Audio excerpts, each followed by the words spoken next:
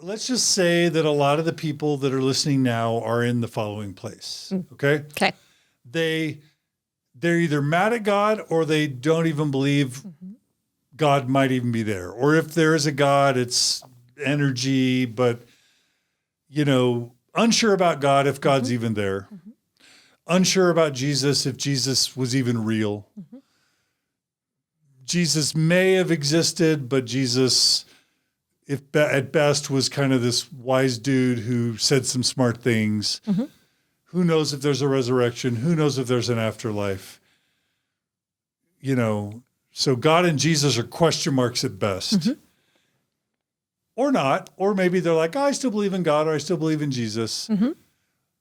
And for everyone, it's like, okay, Joseph Smith did a lot of bad things.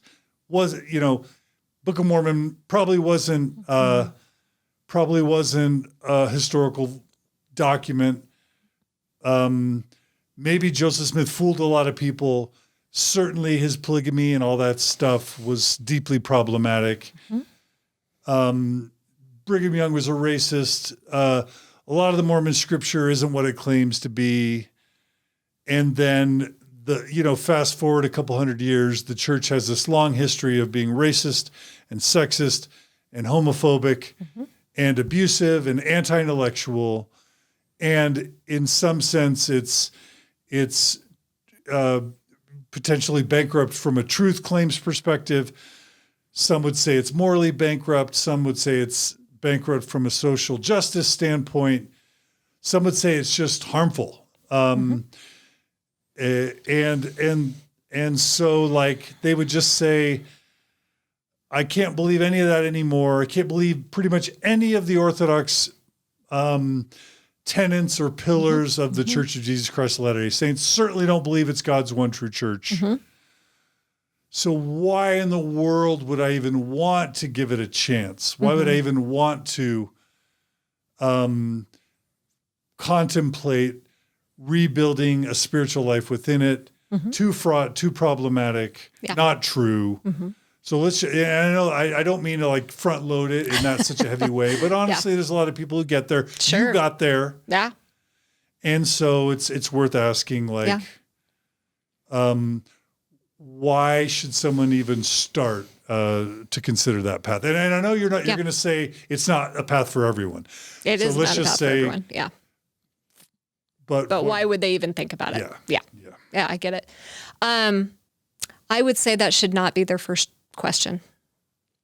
It shouldn't be the question they're asking. I would say there's a different question that we should be asking, which is, first of all, I would say wherever you are on that spectrum of belief in God and no belief in God, Jesus in, out, wherever you are with truth claims, wherever you are exactly where you need to be. You're exactly where your life has brought you. And I don't think that we help people by going in with an agenda of changing them. What I do think we do to help people is to help them imagine the possibilities. And then when they've had a chance to gain their own confidence, their own compass, their own sense of reality of how to even know what we know, then start to explore what inspires you. That may or may not lead you back to the church, but it will lead you somewhere good. So I never come from a place of, hey, you've had this experience with the church. I think what we really need to is get you back into the church, or I really need you to start opening your mind to coming back to the church. I think that is a corollary that will come if that is the right decision for you. It's not like they don't know the church is there. It's not like they don't know the goodness. Sometimes it's really hard to acknowledge the goodness. I've been there. There's a lot about the church that's still good that I still have a hard time saying is good. There's a lot of emotion that goes along with a faith transition. And it makes it very hard for us to see what is good in the church for a very long time. I think that's appropriate also. So I don't know. I would not say I would ever say this is why you need to give the church a second shot. I would say this is why you need to give spirituality a second shot, and let's see where that takes you. Okay. So the first thing I hear you saying is be open to spirituality. Now, even that concept is triggering for a lot of people. Hugely. Yeah, they're like, spirit, wait, that means there's some metaphysical realm. Right. That means there's spirits in our body. Right. That takes me to the pre-existence and Heavenly Father and Heavenly Mother. And they just go spiritual. No, I don't. 100%. That's triggering. That's too triggering. 100%. Because Western Christianity has hijacked spirituality into religiosity. We have conflated those two terms I ask this so often when clients come to see me. So what is your view of a spiritual person? Like when you were Orthodox in the church and you said, that person in my word is super spiritual, what would you say? And every one of them involves some sort of acknowledgement of obedience, doing the things really well, doing the callings. It has a lot of doing in it. And there's not a lot of being in it. And I think what we have done is we have set up this religious structure, and we can't see the forest for the trees sometimes. So we imagine that God is what we were taught in whatever religion we came up in. This is who God is. Once my heart is telling me that's not right, very often we don't know that there's any other choice, but there's not a God. I can't believe in that God, so there's no God, right? For me, spirituality does not connote any of those things. This is why I say that there's a great book out there called The Spiritual Atheist. Because to me, spirituality is just where our internal lives connect with existence. So to me, spirituality is just what inspires me, what makes me want to be a better person, what makes me want to connect with the world and with something that's beyond myself. That seems to be really highly correlated with wellness and fulfillment in life in studies that I've read. So I think that's a good thing. It's a good thing to pay attention to our inner lives. It's a good thing to pay attention to the ways that we interact with the world and what am I bringing to the world and what unconscious things are going on inside of me that is making me bring something to the world that, is good or is bad or whatever, and is always a mix of both, right? So to me, spirituality is much more of an interpersonal journey of how we make meaning of our lives and how we find our place in this world. And everyone's got that. I don't care where you are in the spectrum of belief. We have hijacked faith to mean belief, and we do it so well in the church. What's the difference between faith and belief? So I think faith can encompass belief, but I don't think it is everything. Being raised in the church, we talk about testimony and we talk about the things we know. That's the phrase we hear more than any other. And in any given testimony meeting is I know, right? We have this idea that there's one way to do a faith journey, and that is to become more and more and more convinced. This is why doubt is looked at as anathema to faith. We can't quite conceive of how doubt can actually enliven faith because we think of it as belief. Belief it's really hard to hold belief in doubt. That is hard to do.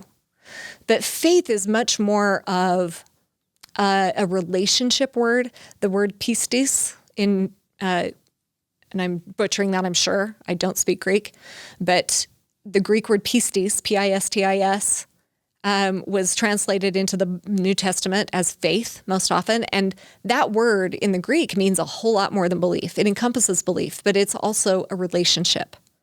It's a trust. It's a hope. It's being trustworthy. It's, so I see faith as the ability to move forward when I have absolutely no clue what is going on in the universe. Like, I have faith in a benevolent universe. I have faith that if I continue to do good things, and those things that I have put back in my truth basket, which I will tell you is not a lot of things, but I have, love is there, service is there, I'm getting outside myself while also caring for myself. Those things are in my truth basket. And I have faith that if I do those things, that I will be able to build a meaningful life that I will want to show up for. That's the difference between belief and faith. And it's not contingent on what I believe. Now, the things I believe can aid that, can give structure to that, can give some meaning to that. But that's not what faith is. That's not what spirituality is to me anymore. Okay, so you're blowing my Mormon mind. I've got my Mormon hat on for a second. I'm putting back on my Orthodox Mormon hat. Yeah. Thinking, okay. So in terms of belief, did I hear you say your beliefs have gotten smaller and smaller and fewer over time? They're far less rigid over time, and it's not the focus of my faith. Beliefs are less important. Less important, for sure. So if you were to list 5 of your most important beliefs, what are they? I mean, honestly, it's kind of what I just said.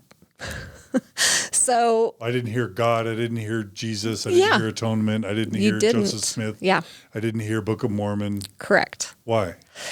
Because I still don't know what to think about all those things.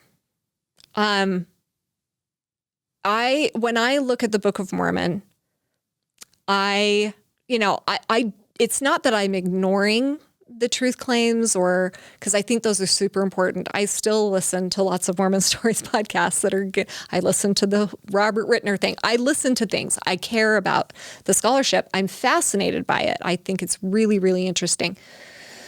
But it is not a decision factor in what I do with my connection to the church.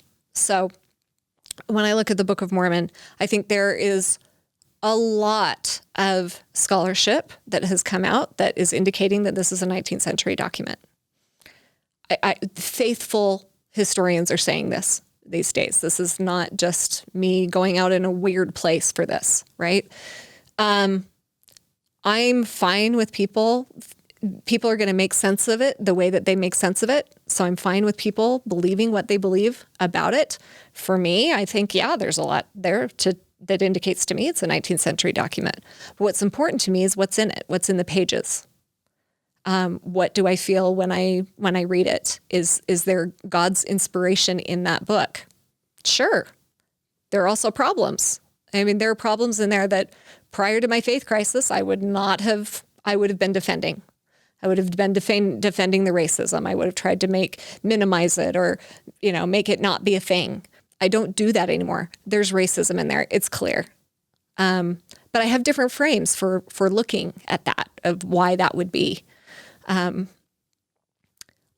more and more and more comfortable with the imperfection that is life. And I don't need the church to be perfect. I don't need the Book of Mormon to be perfect. I don't need prophets to be perfect. I don't need myself to be perfect. This is kind of a mantra that kind of guides me, right? And it's helping me in all kinds of areas of my life to be looking at it that way. So, but I say these things, and I don't want to skip over the fact that I was super bugged by these things, you know, along the way. Yeah.